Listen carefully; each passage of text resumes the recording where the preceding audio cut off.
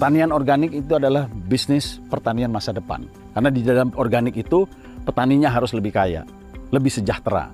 Dengan pertanian organik paling tidak secara lingkungan lebih baik dan lebih friendly. Sehingga apa? Kalau kita bersahabat dengan alam, bersahabat dengan tanah, tanah dan alam akan bersahabat juga dengan kita.